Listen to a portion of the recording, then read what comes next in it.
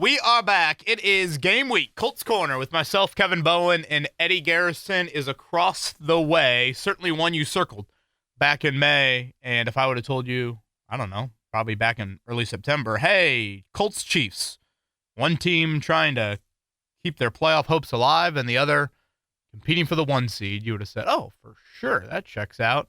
Well, the NFL, you never know. And that storyline still here, both of them, but roles reverse, certainly, with the Colts competing for the 1 seed in Kansas City in probably the most DEFCON state I think they've been in the Mahomes era. Eddie, we had Nate Taylor. Nate Taylor. First off, I should say, hi, how are you? Hello. I'm good. How are you? Good. Fatherhood of 3 going well? Yeah, well, clearly you saw my brain there wasn't functioning on all levels, so hopefully I'll make it through here. But yes, Nellie's doing great, so thank you for asking. You know, we've had Max Bowen, appearances the last 2 pods. Are we going to get a third? Like, do we have another story to... Yeah, that we can safely tell or anything since last week? Yeah, I wish. We do need to do a helmet crawl this afternoon after we do this podcast and I pick him up. So he wasn't too keen on doing it on Monday there. I think the Chiefs helmet's throwing him off a little bit here. So we'll see how that goes in a little bit. But we had Nate Taylor on who covers the Chiefs, and I just asked him. He's covered the Chiefs since 2018. Has it ever had this much desperate nature to it? And he pointed to maybe at one point like in 2021, but again, I don't think anything to this degree. And I think given the age of Travis Kelce, I think it's just the thought of, all right, are you walking up the old 18th hole here? So we'll go over certainly a lot about Colts Chiefs, the return of Charvarius Ward to practice. I did want to start just a little bit on an overview of where the Colts are at coming back from the bye, Eddie, since we didn't have the Monday pod. We don't really, and we'll probably do this a little bit here over the next month and a half. You kind of take a glance at those standings now each and every week. It is a bit odd just how the scheduling bye weeks cycle through. The Colts walked into the bye week the number 1 seed. They walk out of the bye week the 3 seed. Again, that's because Denver is now on their bye week. New England will be on their bye here in a couple weeks, but Colts Chargers, if the playoffs started today, one thing that's definitely in the Colts' favor, they are the only AFC team with just a single conference loss. And again, when you get into tiebreakers, that AFC, or I should say that conference record tiebreaker, it can pop up a lot, especially if you haven't faced teams. With Denver, of course, the Colts have the head-to-head. But with New England, you would go to conference tiebreaker, and the Colts, again, are the only team in the AFC with just a single conference loss. So if you're going to lose games down the stretch, you want that to be Seattle. You want that to be San Francisco. Those are the games that, just have a little bit less of importance than, obviously, the AFC South ones and even Kansas City has. And just with how the schedule lays out, and you got Houston twice, and it looks like C.J. Stroud will be back for that game next Sunday, and Jacksonville 2 more times, too. It's just, the Colts are in a great position, but by no means is it sign, seal, and deliver the AFC South. Right. Just with the nature of 4 more divisional games. And one thing to note, too, on the Colts schedule, and we've kind of hit on this now for the past few weeks, we got into this conversation a few weeks ago, Eddie, have the Colts answered all the questions? And I think at that time when I was asked that, I think it was just before the Pittsburgh game, I said to you, they've answered all the questions presented to themselves so far. Mm-hmm. There are a few more different questions left to be answered, if you will. Yeah. And at Pittsburgh and in Germany, and then now you look at the final 7. The final 7, a lot of those questions pop up. You face 7 teams that are above 500 right now. 500 or better, I should say. Kansas City at 5-5. So, again, it's a much more difficult schedule. I think it's like the 3rd or 4th toughest in the league here down the stretch. So if you look at Jacksonville and you look at New England, teams right there with you, they don't have that.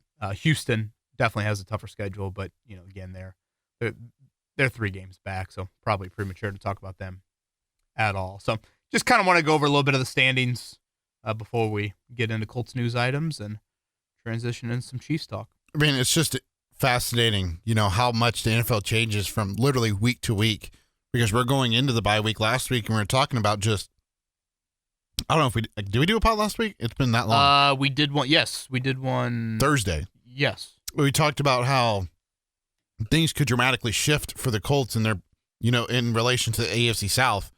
because of, Jacksonville. If they lost, then you have a 3-game lead over Right. Jacksonville. Yeah, because they were playing kind of a coin flip game, right? Mhm. Jags, Chargers, and certainly wasn't a coin flip. Yeah, and I know we kind of wrote them off, but Houston looks like they've gotten something. The offense seems to have stabilized a little bit with Davis Mills, and it'll be interesting to see what it looks like when C.J. Stroud comes back, even though they did struggle in Tennessee. And like on paper, Eddie, your easiest teams, and I say easiest in quotes, record-wise, are quarterbacked by two dudes who have won playoff games in each of the last 2 years. One of them is the greatest quarterback probably in NFL history in Mahomes, and the other was C.J. Stroud. You look at Houston's defense, I don't know. Houston with Stroud, Nico Collins, and that defense, that's not a unit I necessarily just, you're going to walk over. And they seemingly are surviving with Davis Mills right now. And we'll see how Thursday night goes. You definitely want to be a Bills fan if you're the Colts with that one. Okay, let's transition to Colts news items, and let's start with Charvarius Ward. Back to practice today in a blue jersey, I would note as well. So, again, all signs, I think, continue to point towards Sunday being a very real possibility as long as there's no setbacks from practice itself. The thing about having a concussion and being on IR for a month, it allows you to still, provide some cardio. Again, at this point, I would think he would play. It would be his first game back at Arrowhead since playing there. He has played Kansas City before, but, that's where he spent his first 4 seasons in the league. So, yes, you could be looking at him and Sauce Gardner. And, I think a comparison, or at least a conversation that you have, Eddie, is DeForest Buckner's loss versus the return of Mooney Ward. Yep. And how do those two play alongside each other? We'll get to Lou Anarumo and Patrick Mahomes here in a bit, but, if you look at Lou's history with Mahomes, a lot of the success has been a little bit more 7-8 man drop driven and natural pass rush with whatever that 3-4, maybe even a 5-man front looks like. But without Buckner, I tend to think you need to commit more to the pass rush. Okay, is that a problem? Well, might not be a problem if it's Sauce and it's Mooney Ward back there. Jalen Carlies also returned to practice today. Mm-hmm. Now, first off, the Carlies injury, ankle, much longer absence. So, remember Jalen Jones fell into he needed 2 weeks before he got back. I assume that would be the case for Carlies. And I'm not sure if there's a position that has changed more. Corner probably. But linebacker's right up there as the one spot next to Zaire Franklin has altered a lot since the start of the offseason. Yeah. Back in March, Eddie, we just assumed it would be Carlies. Never really seemed to fall into total favor with Lou Anarumo. That's me speaking a little bit out of turn, but that's just my assumption. Then we go with the Joe Bocci thing, and then the Cam McGrone thing, and Austin Ajayke. I'm sure I'm forgetting the other linebackers that got chances there. And, lately they've settled on Jermaine Pratt. So, did Alubi get a chance? I feel like Alubi never really got a chance, which, again, was kind of confusing to me, given his special teams history. And on defense, he's played all right. But, one thing to note at linebacker, Anarumo has been willing to rotate, and Carlies, skill set wise, should be different than the guys they have. So if you get into some of these more passing teams, would that be something you explore a little bit? But Ward and Carlies both back. Again, Ward, I would say, returns earlier than Carlies. Still no Tyquan Lewis. There had to have been a setback. I mean, he got hurt in that Chargers game. He came back 2 weeks later, Eddie, in practice full on a Thursday and Friday. That is almost a lock you play that Sunday. I think Shane said something to the effect today of the groin injury did not respond well. He was doing some jogging off to the side, but did not practice. Samson Ebukam and Anthony Gould, though, back to work. And I guess we should mention Anthony Richardson still not practicing. Again, him and Ward, both eligible to return today. Still rehabbing is the phrase that. Have you even seen him around? Shane used. I have not. No. Again, I think I said this maybe a pod or two ago. I think it was quite the scene in that locker room, and it was. I assume people realize this was a very serious, injury, and obviously a very jarring nature in how it was suffered and when it was suffered and all of that, and the orbital fracture, et cetera, et cetera. And I think I said to you, pretty shortly thereafter, have we seen the last of Anthony Richardson in a Colts uniform? I'm still kind of like, okay, is he going to return this year? What is that going to look like? So we'll see, how all that plays out. For what it's worth, Daniel Jones, Eddie, if he starts and plays every snap, meaningful snap this weekend, it'll be the first time in his career he's ever reached this point of a season and not missed a snap due to either injury or poor play. So, again, we're getting into the Daniel Jones, mid-November, late November. It's unusual to see him, playing, period, at this level, whether that's health-related or whether that's his own ability-related. Performance? So, yes, performance. Thank you. Riley Leonard, of course, the backup here. Unless you got anything else, I see George Odom was back. Shout out to George Odom. Yeah, they did make some shifts on the practice squad, didn't they? The legend George Odom. I'll never forget when he started against Kansas City, the upset on Sunday Night Football there in 2019. And then, gosh, I had kind of forgotten. We were discussing in the media room today. Jake Arthur brought up the name J.J. Wilcox. It was a great recall by Jake.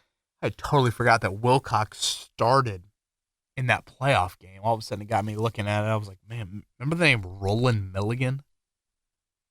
Wasn't it Roland or something different? Wasn't it a different pronunciation? Maybe could have. Apologies to the Milligan family for that.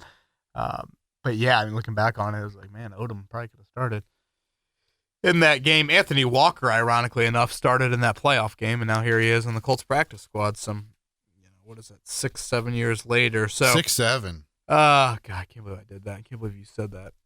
Why do you say it? Like, why are you saying that? Shouldn't you be in the age range that doesn't say that or isn't exposed to it? I don't know. We've got listeners of all age and demographics. I feel like, Kevin, we got to stay hip. Just little 9 and 10-year-old. The thing that's really frustrating me, not only 6-7, but I feel like with the old replay reviews in basketball, now we're going to get every little kid at a call that goes wrong. Yep. Twirling his fingers. Yep. And looking towards his bench. Yep. There's just no way around it, is there? No. Is that a get off my lawn comment? Should I just shut up and... One other guy that you didn't mention, Anthony Gould, was back at practice today. Yeah, right? Gould was back. Josh Downs, I don't know, maybe a little too risky for some, but, where there's risk, there can be some reward with Downs. So we'll see how that plays out. I'm not sold on Gould necessarily back this week. So we'll see. Again, Amir Abdullah and Anthony, or what's his name? Ashton Doolin have provided some nice sparks in the kick return department there. So, yeah, we'll see about Odom, to go back to him for a second. Special teams legend and elbow injury. I forgot he's 32 years old. And so we'll see exactly how he fits into things. Unless you got anything else, I'm good to dive into a little bit more Chiefs action. Remind me, what was the injury for Gould again? I forget. I want to say it was ankle or knee. Okay. Yeah, that sounds about right. The story, quarterback by Patrick Mahomes. He's having another Patrick Mahomes kind of season, 18 touchdowns, interception number a little higher than some previous years, 6 this year, completing 65% of his passes. The real struggle, KB, for Kansas City, and this was the recipe that Denver used, and it'll be interesting to see if this is how the Colts will opt to go on Sunday against the Chiefs. They don't have a run game. Kareem Hunt's their leading rusher. He's got 353 yards. Isaiah Pacheco has not been good when he's been out there. Don't know the status of Pacheco just yet for this weekend. I think he practiced today. I could be wrong on that. Okay. But even still, they don't run the ball a ton. They've got the least amount of carries in the NFL. Travis Kelce is their leading receiver, 630 yards receiving, 4 touchdowns. After that's Hollywood Brown. He also has 4 touchdowns, but the guy that can really make an impact outside of Xavier Worthy is Rashee Rice. In 4 games, he's got 26 catches on 35 targets, 253 yards, and 3 touchdowns. So when they get in the red zone, they like to use Rashee Rice, and they like to be creative in the red zone as well with different packages. Do we get a Gardner Minshew package? Because shout-outs.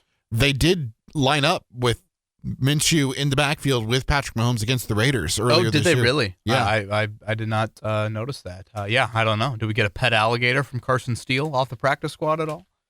The Chiefs were kind of Indiana West there for a while. Shout out to Drew Tranquill and George Karlaftis, still playing important roles for them. Kansas City, again, it's sound the alarms there is a lot when you look at analytically on both sides of the ball that it's not as DEFCON as it sounds. Now, record-wise, I get why we're here. It's very unique. I don't think the Chiefs have lost more than 5 games in a single season with Mahomes under center. I mean, it's astonishing, the Patrick Mahomes stats, Eddie. A loss on Sunday would be the first time in his career he's lost 3 straight regular season games. I was looking at it earlier today. I believe Sunday will be his 123rd straight start, or 123rd start, I should say. And I want to say he's only lost consecutive games 5 times. That's nuts. I mean, it's just bleeping insane what he has done throughout his career. Colts can keep history. They're the only team he has not defeated in the regular season. And I'm glad you bring that up. So let's look back at both those meetings. Okay, 2019 we talked about a little bit earlier. That was the ideal, we're keeping the ball away from you game. Marlon Mack was outstanding on Sunday Night Football, ran for 130. The Colts ran for 185, I think it was. They had the ball for 15 minutes more than them. They got 4 sacks of Mahomes, exactly what you would draw up. Low-scoring game, boom. Now, 2020, was it 2022? Yeah, 2022, the 4-win season, the Chiefs just kind of pissed down their leg in scoring territory. That was a little bit more of that game. That wasn't necessarily the Colts playing ball control or having a great rushing attack. That was Kansas City had all 4 of their drives in the second half reach Colts territory, and they got 3 points out of it. So, again, 2 very different ways to go about those games. Obviously, the Colts, you would think on paper, would have a blueprint to play a little ball control if they want that. Yeah. Now, let's focus on just kind of Lou and Mahomes here for a second. If you look back on the history, the Bengals, of course, won 3 straight games against Cincinnati. Now, I think at times the Mahomes numbers maybe are a tad, I don't know, underappreciated in those games. Like, it's not like he was absolutely horrific by any means in those games. Now, he was sacked in the playoff games, 2 of those, 7 times. And again, I go back to what I said earlier. It was a lot of 7-8-man drop from Anarumo in those games.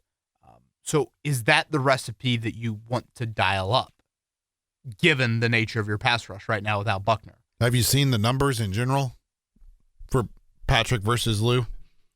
Yeah, I mean, it's not. I mean, go ahead and rattle them off. He's completing 69% of his passes, averaging 247 passing yards a game, 11 touchdowns, 4 picks. I mean, that's not that bad. I mean, like 69%. And I know touchdown to interception isn't everything, but that's not a horrible. It's not like there were a million turnovers or the percentage was 58 or something like that. And I also think it's worth pointing out, too, those 3 Bengals wins, Kansas City scored 24, 24, and 31 in them. So, again, it's not like this was 10, 13, 17, 20. Joe Burrow and company had a score. Mm-hmm. So, we'll obviously get into the flip side of it here coming up. Without Buckner, again, how do you manage it? Like when we've seen the 7 and 8 man drops, Eddie, Latu's been involved with a lot of that. But Latu is your best pass rusher now.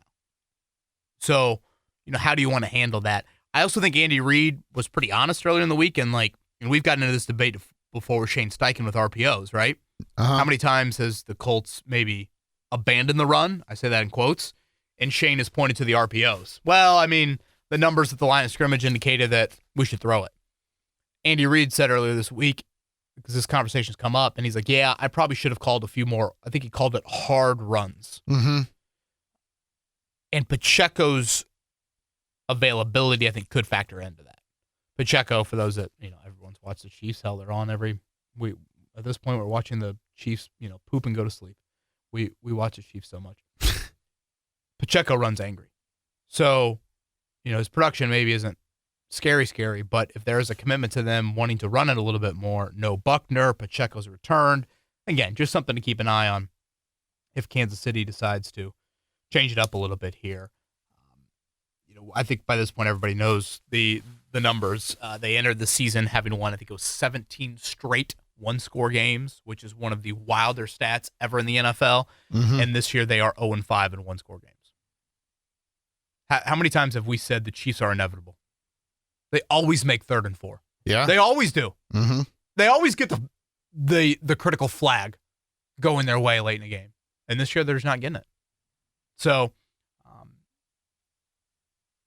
I think lost in the shuffle too, Eddie, and I kind of want to flip sides here, is Daniel Jones against Steve Spagnuolo and company.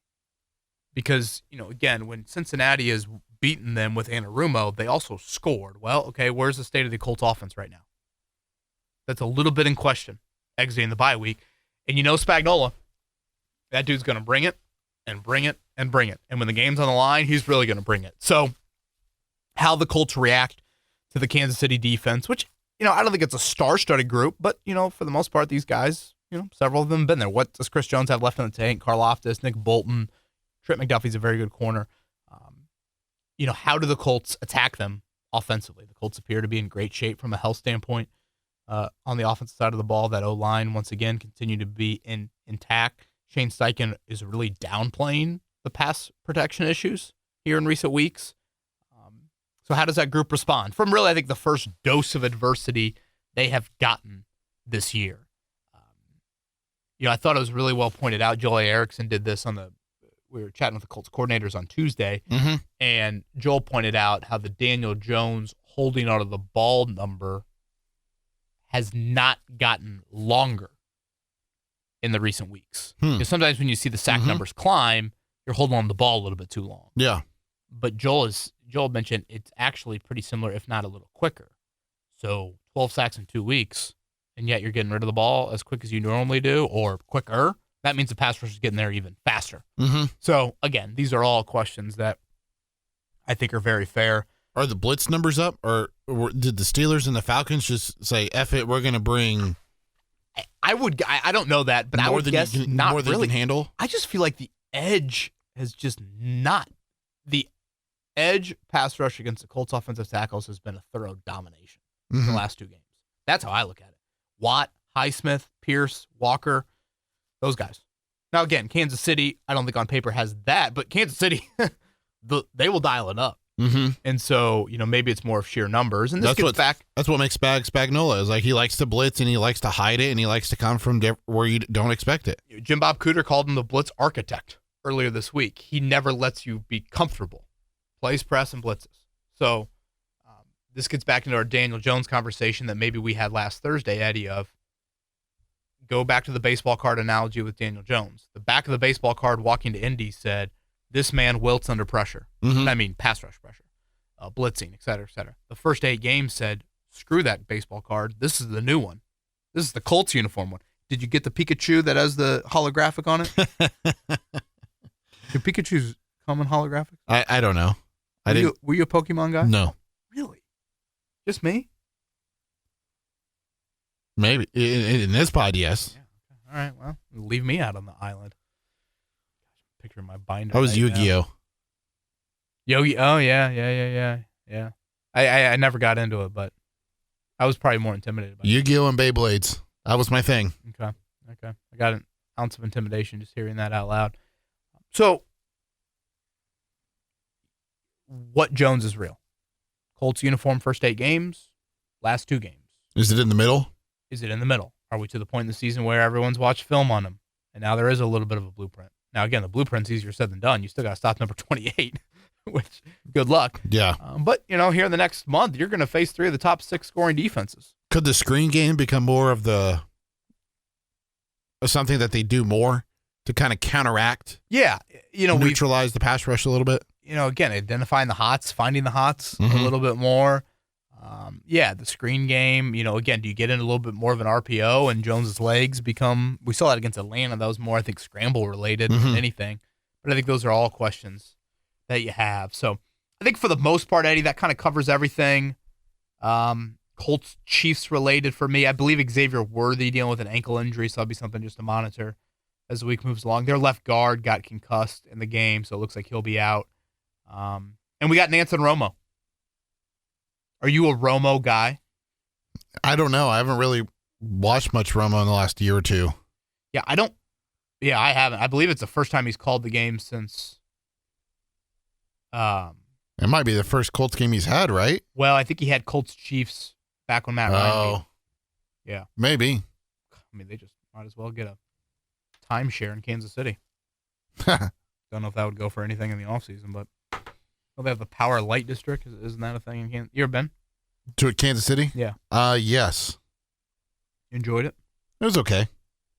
I wasn't there long. I was there for a basketball game, so I was there for like maybe one night, maybe two.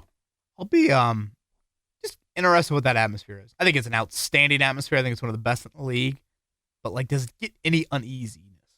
Is there any just like, oh, bleep, we're not used to the tailgating like this. Mm-hmm. We're not used to 5-5. We're not, this is just different. 2 Indiana ties, by the way, or 3 Indiana ties on the defense for Kansas City. George Karlaftis, Purdue, went to West Lafayette High School, right, Kevin? I have that right? Mm-hmm. And then Drew Tranquil from Fort Wayne. Yeah, is it Carroll for him? Yes, Fort Wayne Carroll. And then Jerry Tillery. Yes. Former Notre Dame. Notre Dame for Tranquil as well. Gosh, I loved him in Notre Dame. Fought through so many injuries. Tranquil? Yes. And then Robert Tonyan, I believe they're tight end, Indiana State product. Shout out to the Trees. I forgot about. To the Fighting Bruce Bowens over there in Terre Haute. So Robert Tonyan. Yeah, they've had a few of those. All right, you got anything else, or should we get into Twitter questions? We will get into Twitter questions, starting with Craig. What is the plan for Anthony Richardson next year? It would seem, given Daniel Jones' history of health issues, wouldn't it be prudent to have him as a quality backup just in case? In addition, he would still be on a reduced salary. If he plays and plays well, that would only increase his trade value if Daniel Jones continues to perform. He seems like a good value backup quarterback, but I feel people are already assuming he gets traded in the offseason for a 4th or a 5th. Well, I guess let's live in a dose of reality for a second, Craig. How many 4th overall picks are content being a backup in year 4 of their NFL career? Yeah. Fair. None. Right? Well, nobody, frankly, in the NFL is okay with being a backup. Well, I'll tell you what, man. You see how much money these backups make? If you call my name 248th, and I can hold a Microsoft clipboard and call me a McCown or call me a Brissett or call me a whoever, sign me up. Yeah. I don't have the dog in me to want to play. I just want to hold the Microsoft Surface. Get the little earpiece in there. Look great. Look clean. Soft. Yeah, I mean, what do? Do you keep him? What would the contract be, Eddie? Doesn't your 4th year, don't you go up a little? I think it's $10 million. Is it that much? Mm-hmm. I was going to guess 8 or 9. Man. And with the upcoming contracts, that's why I feel like people are also assuming that they'll end up trading him if they really do like Riley Leonard and believe he can be a quality or competent quality backup. Then you trade Richardson for a draft pick, and it helps save you a little salary, so you can retain Alec Pierce, you can retain Daniel Jones with the addition of Sauce Gardner. Well, you obviously declined the 5th year option. Yeah, I don't know. It's almost 11. 10.8. 10. Boy, that is a lot. I don't know. Does it become a distraction at all? I understand where Craig's coming from. I think there's still some intrigue or curiosity for the Colts? Of course there is. But, like, man, it's tough to keep your backup quarterback on a quality college team these days. Let alone, again, the 4th overall pick that's been benched, 2-3 times? And now can't stay healthy and all this stuff. So I still think, late day 2, early day 3 pick would be my best assumption here. But,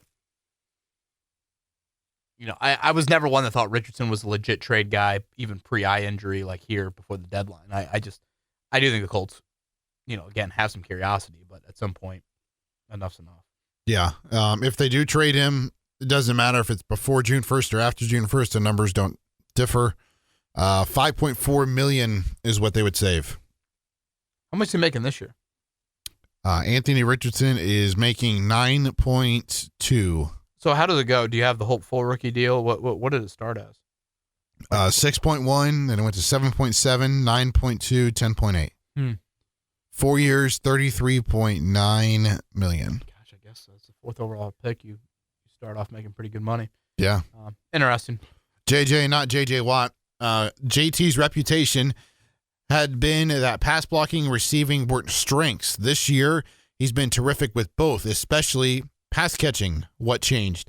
Kevin, my thoughts on this is the fact that I always thought JT was good in the screen game and as a check down, but when you ask him to start like running routes like a Bijan Robinson or a Christian McCaffrey, that's where JT gets in trouble in pass catching. And I feel like we've seen less of that and more of helping out in pass protection with chipping and just being as the dump-off guy. Yeah. Now, it hasn't been perfect. I thought Atlanta was one of his poor games in protection, to be honest with you.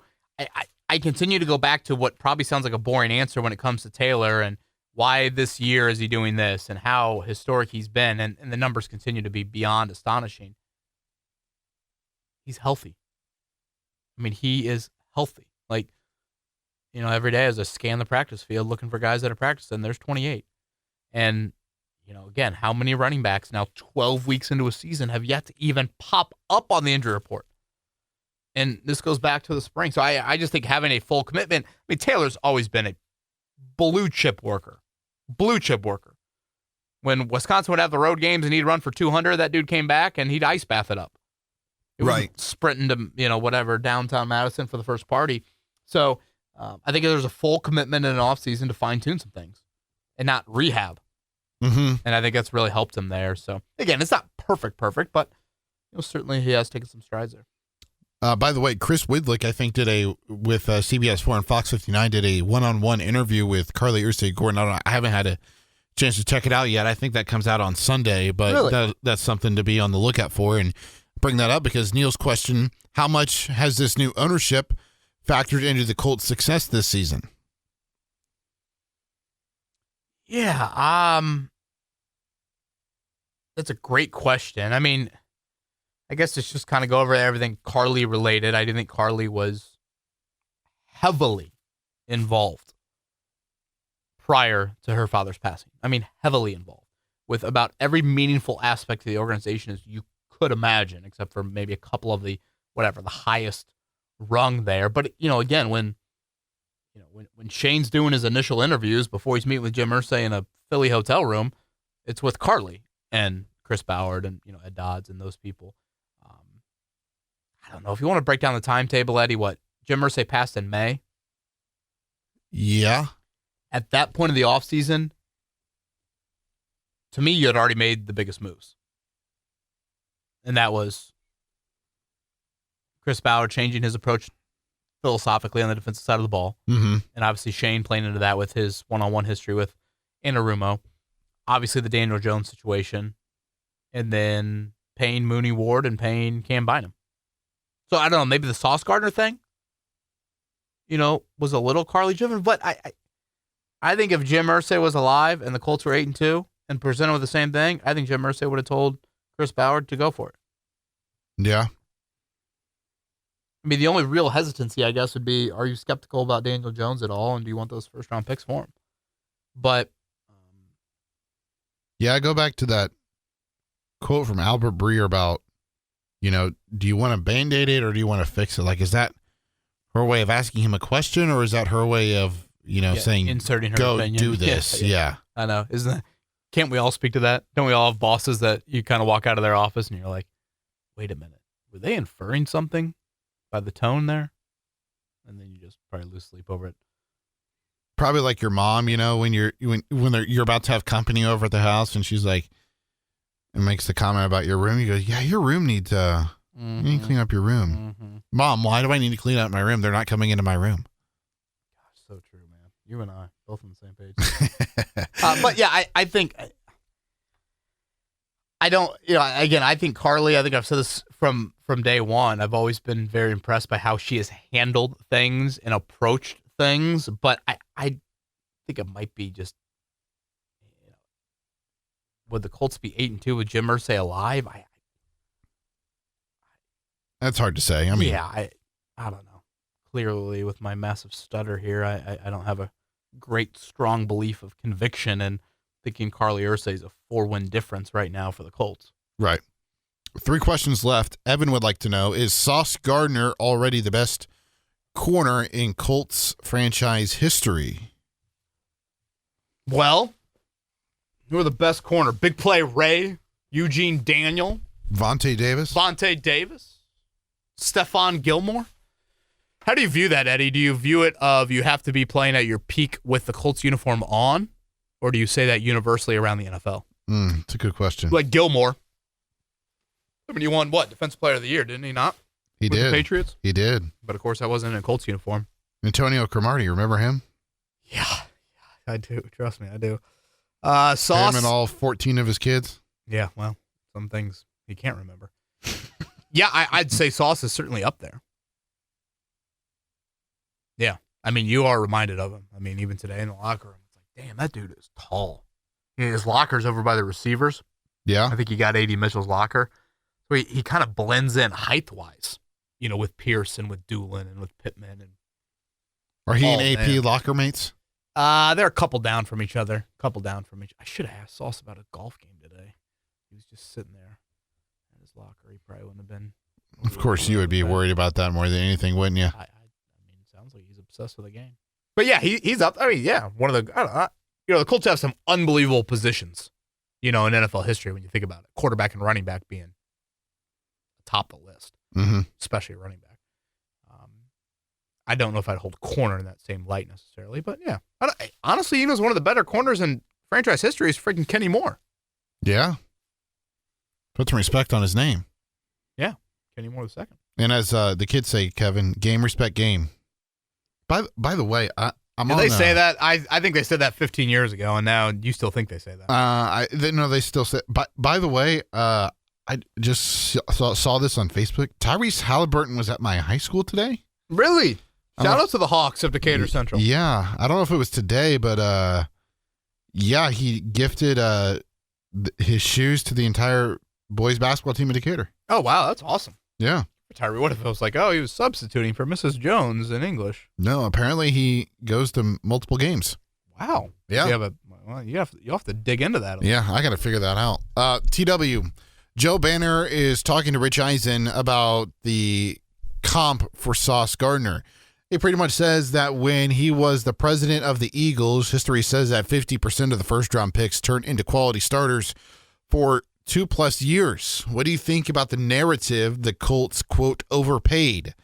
TW's perspective is, as Joe Banner mentions, first are from far from a lock to hit, especially the ones in the 20s. Taking a 25-year-old sure thing that's likely a Pro Bowler minimum with all-pro upside on a pretty team-friendly deal seems like a complete no-brainer. TW, thank you for the question. Yeah, I think so much of it just kind of falls into like how you view roster building, how you view pushing chips into the middle of the table, how you view draft picks and kind of what they can do, for your franchise here. Taekwon didn't practice. What was Ward? Ward was full. Oh, Carlisle was full. Yeah, pretty straightforward practice report. I guess the Colts certainly paid a lot. I mean, there are not many trades you see in NFL history, Eddie, that have 2 first-round picks and a whatever you want to call Mitchell. I don't know what the equivalent is for Mitchell. Let's call him a 4th or a 5th rounder, I guess. You don't necessarily see a lot of that. 2 first and a 4th or a 5th for a non-quarterback. I mean, that's not common. Now, granted, moving a 2-time All-Pro on a reasonable contract and of that age, as TW points out, is also not the most common thing. When I hear the phrase "sure thing," I think that's where maybe some people have given pause to this trade nationally, of like, corner is a position that sustaining that greatness can be difficult. We just went over some of those great corners in franchise history.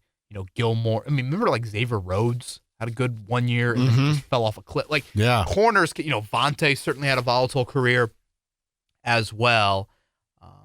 But again, how do you view it? Do you view it in a short-term view or a long-term view? If you view it in a short-term, we have a 2 to 3 year window, then yeah, you do this trade 10 times out of 10. If you view it as name me the AFC quarterbacks that have represented the conference and the champion in the Super Bowl over the last 12 years, and Daniel Jones doesn't belong in that group, then It was an overpay. Yeah. The whole first-round picks, I think it's more of it's not that first-round picks are locks to be hits. Obviously, there's not. There's plenty of misses. It's more of what you can do with them. You can trade up with them. You can trade back with them. You can trade them for a player. You can, they're what? Contractually, they're 10 years of team control, with a fifth-year team option on each of them. That, I think, is the appeal of why draft picks are so coveted and why there is such a premium put on them, that even though the Colts look like they could be drafting late first round each of these next 2 years, the Jets feel like it was worth parting with, one of their cornerstone players who, let's say the Jets rebuild for, at what? He's 25, Gardner. Yep. The Colts believe he still will be a prime player for what? Let's just call it the next 5 years. Wouldn't it be 7 years of team control, not 10? Because they overlap for 4 years? Well, I'm talking each player. I know. So, if they draft Eddie Garrison in 26, 4-year contract plus 1-year team option. Mm-hmm. Kevin Bowen in 27, 4-year team contract, 1-year team option. Yeah, but that's only from 26 to 27. Or 26 to 32 is what I'm saying. I'm adding up both of their years individually. You have 2 individual contracts that add up to 10 years. Sorry, I've been working with jQuery too much now. Yeah, I know. I feel like now you've confused me, and I'm like, wait, are you right, or did you just confuse me, and now it's bothering me? Chris Ballard spoke on this. I don't know if you caught that, Eddie. We played on our morning show. He joined Mike Tice, former NFL coach, and just explained that basically what pushed the Gardner trade to the finish line for them was age, contract, premium position. When you add up all that, that's what kind of pushed them into it. So, if I think I laid it out when the trade happened. You got to play for a Super Bowl. You need to be in the AFC title this year. And he's got to get back to being an all-pro. That's what that trade sent. But, all-pro premium position players that are that age and have that contract do not grow on trees. No. I mean, how many times have we discussed a Myles Garrett trade in past years? How many times and I'm saying this league-wide, how many times has Max Crosby's name been mentioned? They get mentioned every year, but they never come. Right. They get mentioned every week, and they're still the same team. So again, these guys just do not grow on trees. And look at the hits at corner for Ballard in the draft, man. Heck, Garrett's even requested a trade. Then you're like, oh, no. We'll pay you $44 million a year. Oh, yep, that's good. I'll stay here in Cleveland. I mean, look at Ballard. What, 3 second-round corners he's drafted? Is that right? Like $2.5 million a game. Yeah. Rock Yassin, Quincy Wilson, Juju Brents. I think those are the 3. And look at their careers. I probably don't need to say anything more than that. And I hated to see Juju Brents get hurt again. Man. This sucks. Yeah. What was that Myles Garrett contract? Now I'm curious. What do we got? We got one more? Yeah, we do have one more. I'll look up that Garrett contract in a second. From Isaac. I'm excited about going into the bye week 8-2, but in the last 2 weeks, the Colts have had 2 turnover on downs, 12 sacks, 4 interceptions, 8 fumbles, 4 lost. A missed field goal, short on 53 yards, a mixed extra point, a failed 2-point conversion, and 3 punts. That is nearly 24 momentum shift-worthy plays the Colts offense has given up. The football the Colts have been playing lately has been extremely sloppy. 2/3 of the turnovers and 2/3 of the sacks given up have come in the last 2 weeks. Why have they been so undisciplined? What changed? What needs to change? Can the Colts fix this, or did they fix it on their bye week? Speaking of the kicking game, Eddie, would you rather have Michael Badgley kicking for you the rest of the season? Don't even say it. Or Matt Gay? Yeah, give me Badgley. Okay. Did you not see? You're good with missing extra points? Did you not see Matt Gay in that game, the last game? The dude had no answers on how to kick a football. North of 50 yards. Michael Badgley north of 50 yards doesn't seem like a slam dunk. Justin Tucker? Wow. 10 game suspension's over. There's no legal process anymore. Let's keep it a little PG here. Matt Gay or Michael Badgley? It's not like it happened with the Colts. So you would take Michael Badgley? Yeah. Is that because you don't want to call the X? You don't want to be desperate and bring her back? Because both of them miss 50-yard kicks. That's both of them do that. Michael Badgley is more of leg strength. Matt Gay, it's more of inaccuracy. But Matt Gay doesn't miss extra points.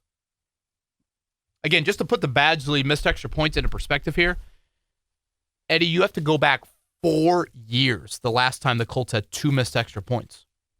Michael Badgley's missed 2 in 5 weeks. I mean, one more missed extra point, and aren't you doing the kicker tryout thing again? Are you not? 3 missed extra points for an NFL kicker in this day and age? Probably. Scary sight. Yeah. And a lot of outdoor kicking here. Upcoming. Michael Badgley looked very good at practice today, by the way, in his kicking. I should throw that in there. Isaac, is there an element of better competition? You're away from home. Our team's starting to figure you out. Is this just NFL life? It's hard to be historically good like the Colts were. I do think the edge protection and then finding answers under pressure, that is the major root of it for me. Where are you in that area? Eddie, you mentioned the screens earlier. I mentioned kind of finding the hots. Bernard Ryman and Braden Smith either being better or you just whatever. Does Tyler Warren need to chip a little bit more? Does Taylor need to chip a little bit more? Those are all questions. It's interesting how the O-line questions are more edge-related than interior-related, given the youth there. But I think one thing you come back from the bye week in the what could be different about the final 7 games of the season is your DB unit elite. Yeah. I mean, on paper, yes. Yeah. I mean, that's the answer. Yes. I mean, you look at it, it is all Pro Bowl talent. I would argue Nick Cross and Cam Bynum are both playing at a very nice high level this season as well, even if it doesn't end in Pro Bowl or All Pro. If that unit becomes elite, now that team over on West 56th Street could very well be in Santa Clara. So that, I think, is the question. We have a lot of questions right now. Buckner's loss. Again, where are they at from an offensive protection standpoint? Turnovers. Is Daniel Jones a pumpkin? All those things. But DB-wise, elite. With Nico Collins. With Rashid Rice. With Jackson Smith and Jigba. With whatever Brian Thomas, some notable wideouts. Ricky Pearsall, Jawan Jennings. Yeah, we'll see. Yeah. I feel like if I bank on the 49ers, none of them will be healthy. The 49ers will have 10 dudes off the streets, and they'll somehow come in here and win on Monday night. Brandon Ayuk, if, they ever want to activate him. Seriously. So, yeah, I think it's a good one. But the whole Badgley thing for me, Kev, is that... I was half kidding, half serious. Look, I watched Eddie Pinheiro for the Giants, or not the Giants, the 49ers just missed 2 extra points over the weekend, and then he bangs like 5 different field goals in that game. Now, is it double whammy? With Matt Gay, it was just he can't make 50-yarders. Remember, last year, Matt Gay did not miss a single kick inside of 50. No field goals, no extra points. That's not, but that was last year. I think he has. This year, he's only missed 1 field goal inside of 50. Hasn't missed an extra point with Washington. So now the question becomes with Badgley, he was short from north of 50, right? On that one attempt, yeah, but he made his prior 2. Right. And then he's missed the extra points. Now, again, some people say, hey, extra points are worth 1. Who cares? Others would say, well, missed extra point. How'd you playing catch-up in Germany and, could have cost you the game. So Matt Gay was 13 of 19 with Washington. Yeah, 4 of 9 from north of 50. So 2 for 3 between 30 and 39. 22 for 22 on extra points. All right, what do you got? Colts, Chiefs? I don't know. I haven't even really given this game much thought yet. No, that makes for great podcast chatter. Well, I got the Pacer struggles I'm dealing with, Kevin, here. Yeah, you do. You do.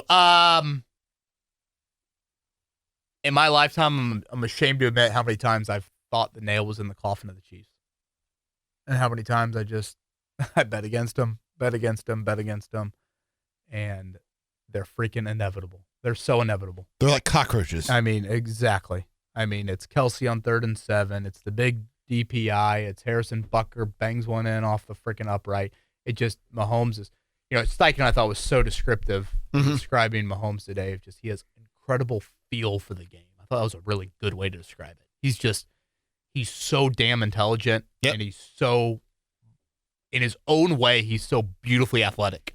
Even though at times it looks at hair quirky, he just has great feel for knowing where he is in the pocket, footwork, this arm angle, that arm angle, et cetera, et cetera. And again, I look at a lot of these one-possession games, and I just think at some point Water finds its level. So I'm going to go Chiefs 27-23. But I am curious, what if you put them back into another one-possession game? Because if you get into the fourth quarter and you go, back and forth here in these one-possession games, at the first moment of you making that play that could win the game late, now all of a sudden Kansas City says, here we go again. And even if their crowd's not, of course their crowd's going to say it, but what if their sideline starts saying it? Just put them into those situations, make them be Chief perfect, and see what happens. 27-23 though, Chiefs. I like the Colts in this one, and I like them for a couple of reasons. One, I like the fact they're coming off the bye week, so it's giving them a week to prepare. Number two, I think the run game, both for the Colts and the Chiefs, the Colts having the major advantage in both categories is key here. The fact that they've got Jonathan Taylor, and I don't know if that Kansas City run defense is as good as it is on paper, so I'm going Colts 27-24. Very close on the scores there. He's Eddie Garrison. I'm Kevin Bone. We'll be back Monday recapping Colts and Chiefs. Everybody have a great, great week.